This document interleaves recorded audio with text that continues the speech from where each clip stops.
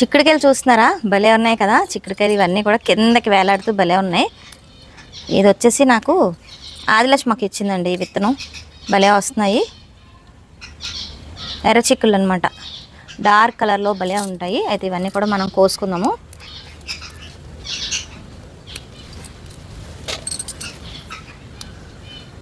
Taste కూడా చాలా బాగుంటుంది ఎర్ర చిక్కుళ్ళు. అండ్ మంచి ఫైబర్ కంటెంట్ ఉందండి చిక్కుల్లోని, పిక్కలోని, తొక్కలోని, అన్నిట్లోని అనమాట.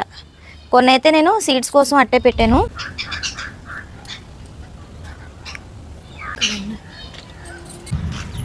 చూసారండి ఎర్ర చిక్కుళ్ళు భలే ఉన్నాయి కదా, సూపర్గా ఉన్నాయి ఎర్ర చిక్కుళ్ళు అయితే.